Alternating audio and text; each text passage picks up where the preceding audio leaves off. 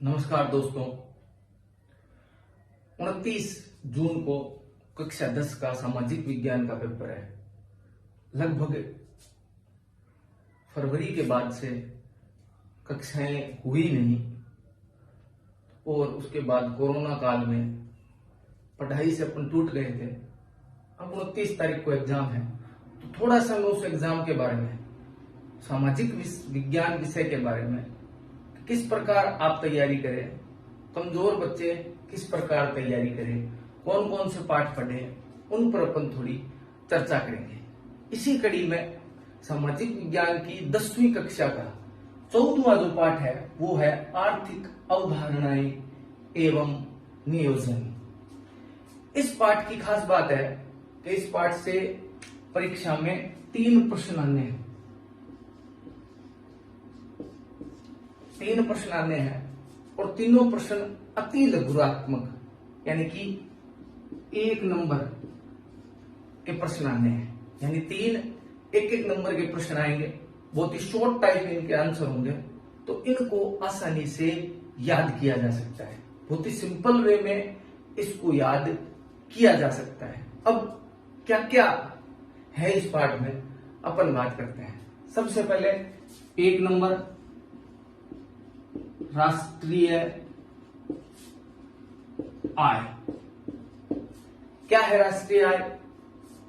इसकी परिभाषा परीक्षा में पूछी जाती है तो बता देता हूं। एक देश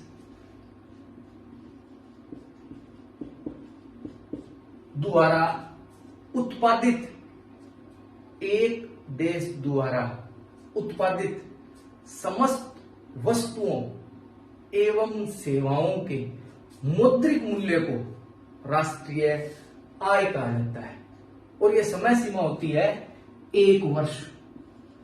यानी कि 1 वर्ष में एक देश द्वारा अपने समस्त उत्पादन के साधनों द्वारा जो उत्पादन होता है, चाहे वो वस्तुओं का उत्पादन हो चाहे वो सेवाओं का उत्पादन हो, उनके मौद्रिक मूल्य को राष्ट्रीय आय कहा जाता है।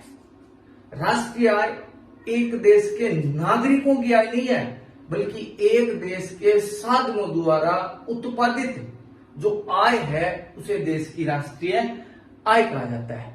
तो राष्ट्रीय आय की परिभाषा हो गई, एक देश द्वारा 1 वर्ष में समस्त साधनों से उत्पादित वस्तुओं और सेवाओं के मौद्रिक मूल्य को राष्ट्रीय आय कहा जाता है। शब्द है मौद्रिक। मौद्रिक शब्द जो है इसका मतलब यह है कि यानी कि उस वस्तु की बाजार में कोई कीमत होनी चाहिए, वही वस्तु राष्ट्रीय आय में शामिल होती है। जैसे उदाहरण के तौर पर एक डॉक्टर यदि अपने पिता, भाई, अपनी पत्नी, अपने बच्चों को देखता है, उनका इलाज करता है, तो उसके बदले वो कोई फीस नहीं लेता, तो उसकी वो सेवा राष्ट्रीय आय में शामिल नहीं होगी। जबकि वो यदि किसी दूसरे मरीज को देखता है, वही काम करता है, उसके बदले उसे पैसा प्राप्त होता है, तो वह इसमें शामिल होगी, यानी कि वो राष्ट्रीय आय में शामिल होगी। कहने का मतलब यदि किसी वस्तु का बाजार में कोई मूल्य है, वही वस्तु राष्ट्रीय आय में शामिल होती है। तो एक बार वापस बता देता हूं राष्ट्रीय आय की परिभाषा। एक देश में 1 वर्ष की अवधि में समस्त साधनों से उत्पादित वस्तुओं एवं सेवाओं के मौद्रिक मूल्य को राष्ट्रीय आय कहा जाता है। ठीक है, अब बात करते हैं 1 वर्ष। इस 1 वर्ष को कहा जाता है वित्त वर्ष या वित्तीय वर्ष। ये कब से कब होता है, इस पर भी एक छोटा प्रश्न बन सकता है, क्योंकि मैंने आपको पहले ही बताया था इस पाठ से 3 प्रश्न आने हैं, तीनों 1-1 नंबर के आएंगे। तो छोटा प्रश्न बनता है कि वित्तीय वर्ष क्या होता है। वित्तीय वर्ष मतलब वह वर्ष जिसमें 1 वर्ष के लिए काउंटिंग की जाती है वित्त की। जैसे भारत में 1 अप्रैल से 31 मार्च के मध्य की अवधि को वित्तीय वर्ष कहा जाता है। परीक्षा में प्रश्न पूछा जा सकता है कि भारत में वित्तीय वर्ष की अवधि क्या है। तो भारत में वित्तीय वर्ष की अवधि है 1 अप्रैल से 31 मार्च। ये था राष्ट्रीय आय। इस राष्ट्रीय आय के साथ जो दूसरा अपना है वो है जीडीपी। इस पर भी एक बार प्रश्न आया था, जीडीपी यानी कि सकल घरेलू उत्पाद। दोनों में ज्यादा अंतर है नहीं। सकल घरेलू उत्पाद और राष्ट्रीय आय में छोटा सा अंतर है। सकल घरेलू उत्पाद की परिभाषा है एक देश की सीमाओं के अंदर उत्पादित समस्त वस्तुओं एवं सेवाओं के मौद्रिक मूल्य को सकल घरेलू उत्पाद कहते हैं। यानी कि एक देश की सीमाओं के भीतर एक वर्ष में उत्पादित समस्त वस्तुओं एवं सेवाओं के मौद्रिक मूल्य को सकल घरेलू उत्पाद अथवा जीडीपी कहा जाता है। जबकि राष्ट्रीय आय में एक देश की सीमाओं का कोई योगदान नहीं था। समस्त जो साधन हैं उन साधनों से जितनी आय उत्पादित होती है उसे राष्ट्रीय आय कहा जाता है। जीडीपी और राष्ट्रीय आय में मोटा फर्क ये होता है कि जीडीपी में वो आय भी शामिल होती है जो भारत में विदेशियों द्वारा उत्पादित की जाती है। वो पैसा भारत से बाहर जाता है लेकिन जीडीपी में वो शामिल होता है। तो राष्ट्रीय आय और जीडीपी में बेसिक सा फर्क है कि जीडीपी में देश की सीमाओं को शामिल किया जाता है जबकि राष्ट्रीय आय में देश की सीमाओं की बाध्यता नहीं होती है। अब बात करते हैं राष्ट्रीय आय के क्षेत्रक की, यानी राष्ट्रीय आय के कितने क्षेत्र होते हैं।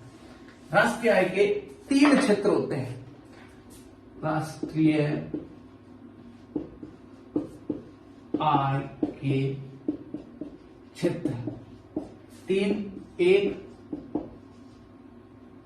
प्राथमिक, 2 द्वितीयक और 3 तृतीयक। प्राथमिक, द्वितीयक और तृतीयक यानी कि वे क्षेत्र जो कच्चा माल उपलब्ध करवाते हैं उन्हें प्राथमिक क्षेत्र कहा जाता है, जैसे कि कृषि है, खनन है, वन है। द्वितीयक यानी वे क्षेत्र जो कच्चे माल से तैयार माल बनाते हैं उन्हें द्वितीयक क्षेत्र कहा जाता है, जैसे विनिर्माण या उद्योग। और तीसरा तृतीयक क्षेत्र, ये क्षेत्र जो वस्तुओं और सेवाओं को लोगों तक पहुंचाते हैं और सेवाएं उपलब्ध करवाते हैं, जैसे बैंकिंग है, अध्यापक है, डॉक्टर है, व्यापार है। ये सब जो है वो तृतीयक व्यवसाय के अंतर्गत आते हैं। पिछली बार प्रश्न यही आया था, दो कोई तृतीयक व्यवसाय के उदाहरण दीजिए। तो तृतीयक व्यवसाय का उदाहरण जैसे बैंक है, व्यापार है, पुलिस है, बीमा है, बहुत सारी ऐसी उदाहरण। जितनी भी सेवाएं जो उत्पादन नहीं करती केवल सेवाएं प्रदान करती है वो तृतीयक व्यवसाय है। द्वितीयक वे जो कच्चे माल से तैयार माल बनाते हैं, एक ही उदाहरण है उद्योग या विनिर्माण, दोनों एक ही चीज है। प्राथमिक व्यवसाय वो व्यवसाय जो कच्चा माल उपलब्ध करवाता है, जैसे कि और वो प्रकृति पर निर्भर रहकर उत्पादन करता है, जैसे वन है, खनन है, कृषि है, मछली पालन है, पशुपालन है। ये सारी जो है वो प्राथमिक गतिविधियां हैं। अब एक देश जब राष्ट्रीय आय के बाद बात करते हैं कि भारत में राष्ट्रीय आय की गणना का इतिहास क्या है और वर्तमान में कैसे होती है। सबसे पहले राष्ट्रीय आय की गणना 1868 ईस्वी में हुई थी। भारत में पहली बार राष्ट्रीय आय की गणना हुई थी 1868 ईस्वी में, और गणना करने वाले व्यक्ति थे दादा भाई नारोजी। दादा भाई नारोजी द्वारा सर्वप्रथम 1868 ईस्वी में राष्ट्रीय आय की गणना की गई थी।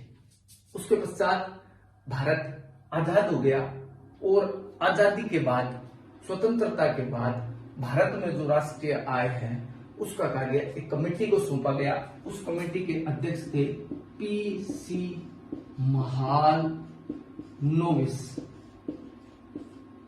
और उसके बाद ये कार्य दे दिया गया CSO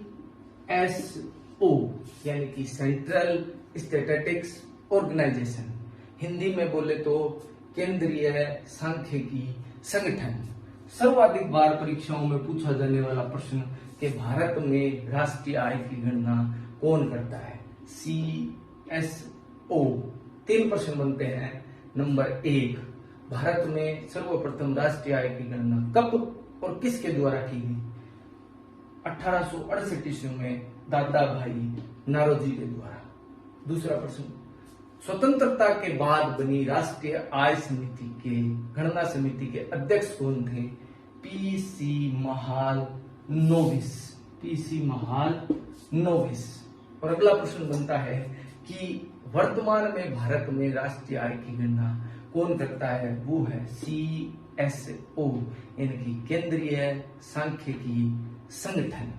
ये भारत में राष्ट्रीय आय की गणना का इतिहास है। अब एक प्रश्न ये बनता है कि प्रति व्यक्ति आय क्या होता है?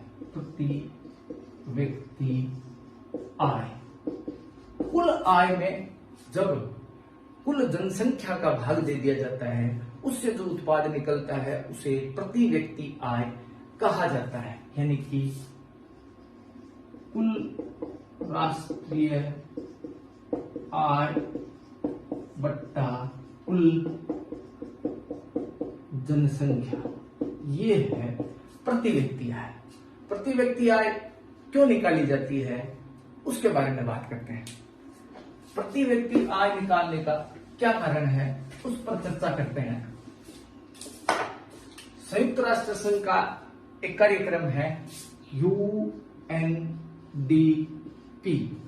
यूनाइटेड नेशन डेवलपमेंट प्रोग्राम, यानी कि संयुक्त राष्ट्र संघ मानव विकास कार्यक्रम। संयुक्त राष्ट्र संघ मानव विकास कार्यक्रम। क्या होता है इसमें? संयुक्त राष्ट्र मानव विकास कार्यक्रम है 1990। दो वैज्ञानिक थे, एक का नाम था महबूब उल हक और दूसरे थे अमर्त्य सेन।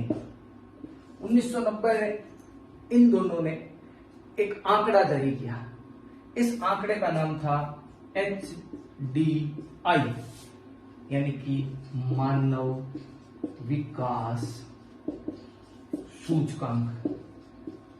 मानव विकास सूचकांक क्या था यह आंकड़ा? पहले दो देशों के मध्य तुलना करने के लिए प्रति व्यक्ति आय का प्रयोग किया जाता था। उसके बाद 1990 में महबूब उल हक और अमर्त्य सेन ने एक आंकड़ा दिया HDI। इस HDI में तीन चीजें शामिल होती है। नंबर 1 पर्सनल इनकम, यानी कि प्रति व्यक्ति आय। नंबर 2 औसत आयु और नंबर 3 साक्षरता दर। ये तीन चीजें शामिल होती है, पर्सनल इनकम, औसत आयु और साक्षरता दर। प्रश्न आ सकता है कि HDI की शुरुआत कब हुई थी? तो वो होती है 1990 में। किसने शुरू किया था? महबूब उल हक और अमर्त्य सेन ने। सबसे महत्वपूर्ण प्रश्न बनता है कि मानव विकास सूचकांक में किन तीन आंकड़ों का प्रयोग किया जाता है? तो नंबर 1 प्रति व्यक्ति आय, नंबर 2 औसत आयु और नंबर 3 साक्षरता दर का प्रयोग किया जाता है। ये जो आंकड़ा होता है वो 0 से 1 के बीच में होता है। 0 से कम नहीं हो सकता और 1 से बड़ा नहीं हो सकता। जिस देश का जितना ज्यादा आंकड़ा होता है, यानी 1 के नजदीक होता है, वो देश उतना ही ज्यादा विकसित होता है। तो ये है HDI, यानी मानव विकास सूचकांक। एक प्रश्न ये बनता है, दो छोटे छोटे प्रश्न बनते हैं। एक, सतत पोषणीय या धारणीय विकास क्या है? प्रकृति को बिना नुकसान पहुंचाए जो विकास किया जाता है उसे सतत पोषणीय विकास कहते हैं। सतत पोषणीय विकास क्या होता है? सतत पोषणीय विकास का मतलब होता है प्रकृति को बिना नुकसान पहुंचाए जो विकास किया जाता है उसे सतत पोषणीय विकास कहा जाता है। एक प्रश्न ये बनता है कि समावेशी विकास किसे कहते हैं? समावेशी विकास किसे कहा जाता है? समावेशी विकास का मतलब है सभी लोगों को साथ में मिलाकर चलते हुए विकास करने को समावेशी विकास कहा जाता है। अब बात करते हैं आर्थिक नियोजन की। भारत में आर्थिक नियोजन की, भारत ने आर्थिक नियोजन में सोवियत संघ, वर्तमान का रूस का मॉडल अपनाया, सोवियत संघ का मॉडल अपनाया। इसके तहत भारत ने पंचवर्षीय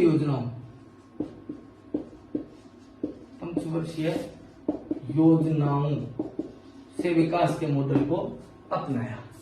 इसके तहत भारत में 15 मार्च 1950 को एक आयोग की स्थापना की गई।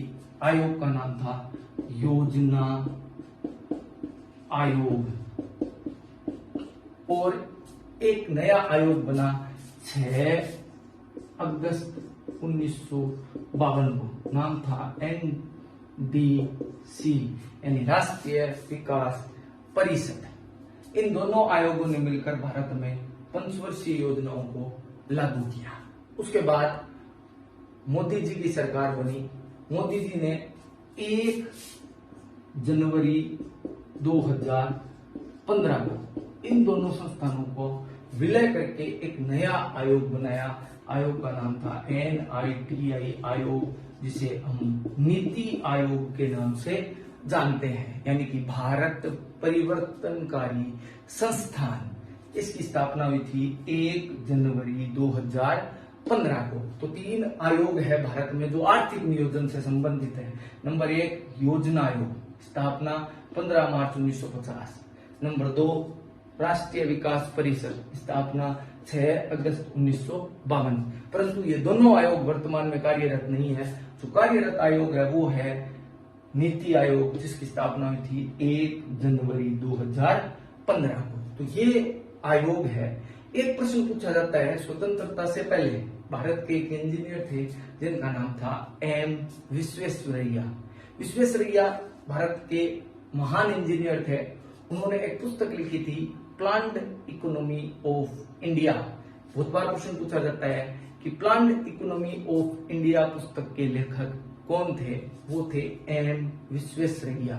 तो ये जो है वो 14वां पाठ है, जिसमें से 3 प्रश्न आने हैं। मोटा मोटे मैंने प्रश्न आपको बता दिए हैं, लगभग यही परीक्षा में पूछे जाएंगे।